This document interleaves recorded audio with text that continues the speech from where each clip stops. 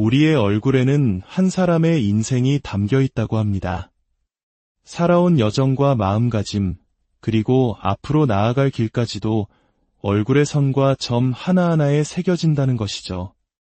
동양 철학의 깊은 지혜가 담긴 관상학은 바로 이 얼굴이라는 지도를 읽어내는 오래된 학문입니다.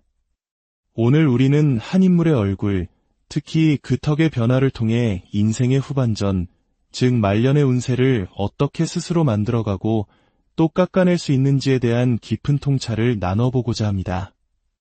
본격적인 이야기에 앞서 지혜를 나누는 이 시간이 여러분의 삶에 긍정적인 등불이 되기를 기원합니다. 저희의 이야기가 마음에 와닿으신다면 구독과 좋아요를 통해 지혜의 여정에 동행해 주십시오. 여러분의 작은 관심은 더 깊고 의미 있는 콘텐츠를 만드는 데 큰 힘이 됩니다. 여러분의 삶에 늘 평안과 행복이 가득하시기를 바랍니다. 자, 이제 한 여성의 얼굴을 자세히 들여다보겠습니다. 어쩌면 휘어진 코보다도 훨씬 더 충격적인 변화가 턱에서 발견됩니다. 관상학에서 턱, 특히 귀 밑부터 이어지는 턱의 후반부와 어금니 부위를 노복궁이라 부릅니다.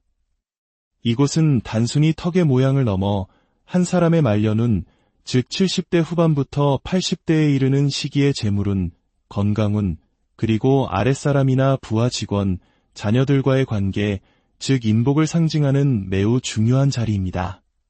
그런데 이 여성은 바로 그 노복궁 부위, 귀 앞부터 시작되는 턱의 시작점, 관상학의 전문 용어로는 명문이라 불리는 부위의 뼈를 상당 부분 잘라냈습니다. 미용을 위한 성형 수술이었을 겁니다. 하지만 이는 자신의 인생 후반부를 상징하는 중요한 그릇을 스스로 깨뜨려 버린 것과 같습니다. 그 나이대에 마땅히 누려야 할 자신의 복과 수명까지 제 손으로 깎아내어 멀리 차버린 참으로 어리석은 행위라 할 수 있습니다.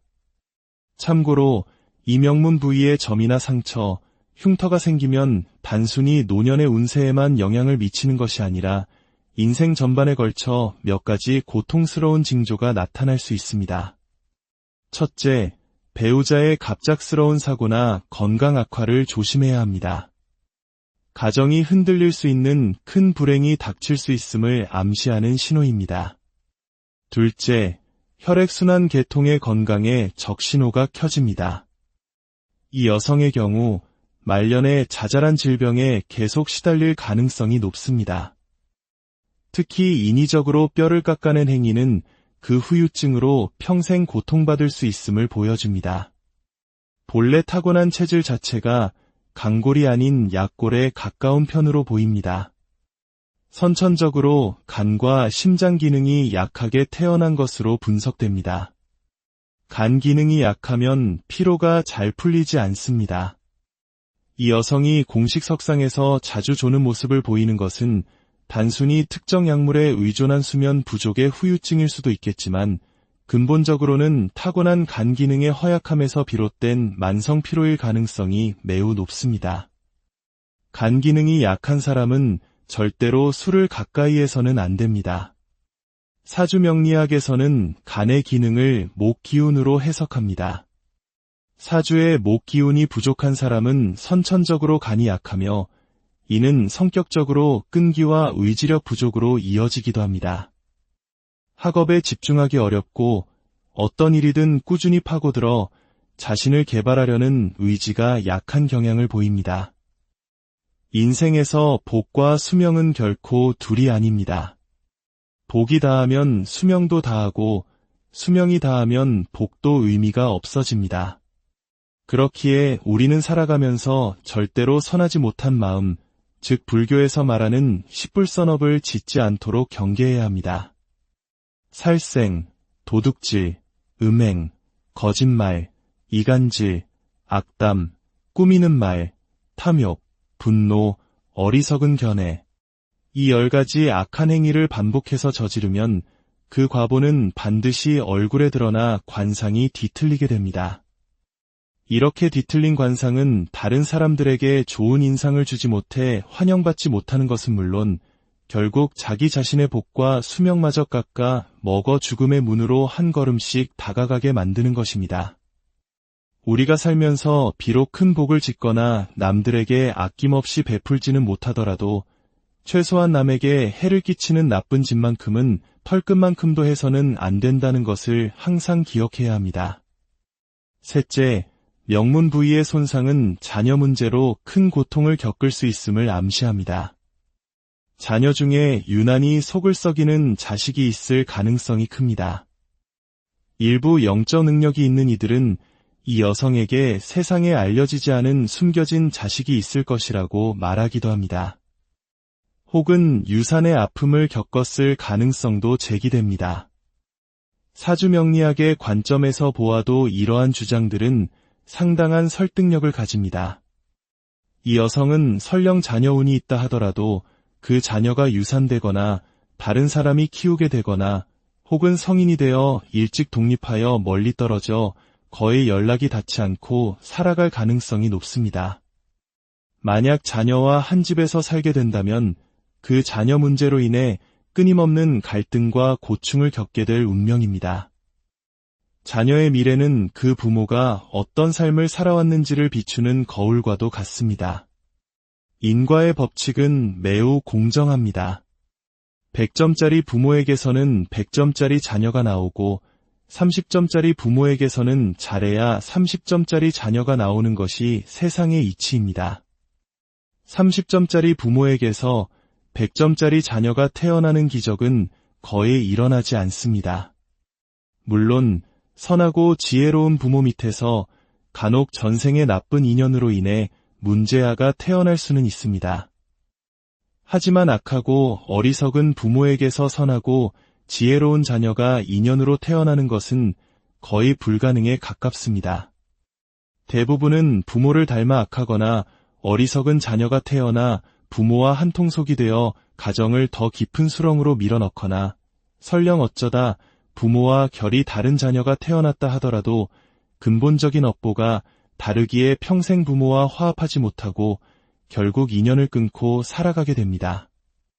넷째, 소매치기나 사기꾼으로 인한 재산상의 손실을 조심해야 합니다. 관상학은 남의 것을 탐하지 말라고 강력히 경고합니다. 이 여성의 인생은 자신의 목적을 달성하기 위해서라면 수단과 방법을 가리지 않았던 삶으로 보입니다. 정직한 땀과 노력으로 돈을 벌어본 경험이 부족합니다. 거짓과 사기, 횡령으로 부를 축적해온 사람의 말로는 반드시 그에 상응하는 엄중한 과보를 받게 되어 있습니다. 아무리 노력해도 돈이 모이지 않는 사람들, 늘 착하게 사는 것 같은데 사기를 당하거나 재산을 쉽게 빼앗기는 사람들은 대부분 과거 전생에 남의 것을 훔치고 빼앗은 업보가 금생에 나타나 고통받는 경우입니다. 다섯째, 이 모든 것을 종합해볼 때 그녀의 말년은 비참할 가능성이 높습니다. 자신이 지은 업은 그것이 선업이든 악업이든 한치의 오차도 없이 미래에 혹은 다음 생에 반드시 스스로 돌려받게 됩니다. 평생을 정직하게 살지 않고 남자를 유혹하고 거짓과 사기, 조작으로 살아온 여자의 업보가 어찌 가볍겠습니까?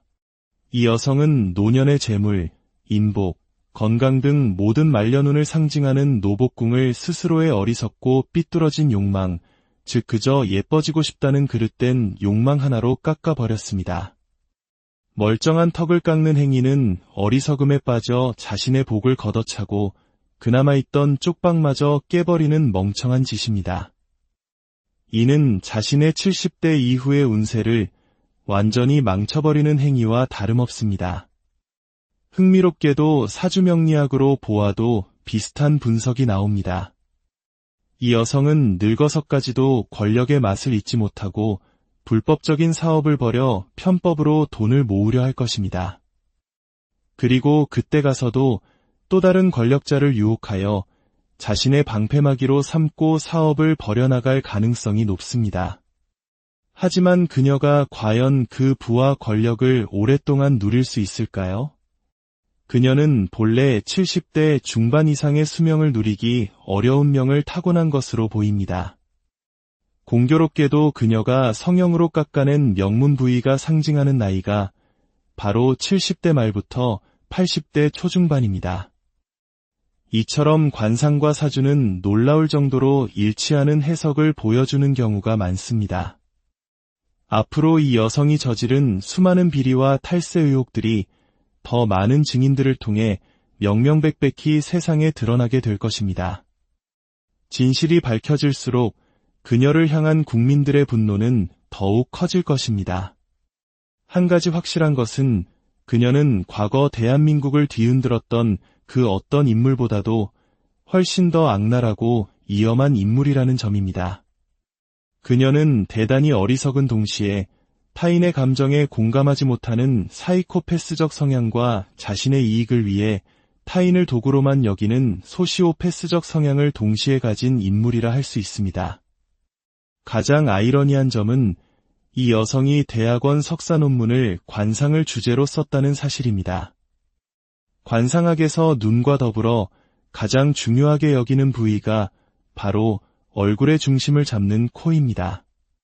코가 휘어진 것은 마음이 비뚤어졌음을 의미하며 이는 관상학의 기초 중의 기초입니다. 자신의 휘어진 코와 비대칭 얼굴을 매일 거울로 보면서도 그 의미를 몰랐다는 것은 그녀가 관상에 대해 아는 척은 했지만 실제로는 아무것도 모르는 무지한 사람이거나 혹은 알면서도 애써 외면한 극도의 자기 기만에 빠진 사람이라는 것을 증명합니다. 그녀의 논문이 대필과 표절로 이루어졌다는 의혹은 그녀의 사주에 나타난 남자를 교묘하게 이용해 자신의 이득을 취하는 성향과 정확히 일치합니다. 이 여성은 아는 것이 없으면서 아는 척하고 거짓말을 정당화하기 위해 또 다른 거짓말을 하며 결국엔 자신의 거짓말을 스스로 진실이라 믿게 되는 망상에 빠져 살아왔습니다. 그녀가 진정으로 관상을 아는 사람이었다면 신에게 복을 빌기 전에 먼저 자신의 비뚤어진 코와 입, 턱부터 바로잡으려는 노력을 했어야 마땅합니다. 얼굴은 우리가 살아온 인생의 기록이자 앞으로 살아갈 미래의 예고편입니다. 우리는 우리의 선택과 행동으로 매일 자신의 얼굴을 조각하고 있습니다. 선한 마음과 정직한 삶이 가장 아름다운 얼굴을 만든다는 평범한 진리를 다시 한번 되새겨보는 시간이 되셨기를 바랍니다.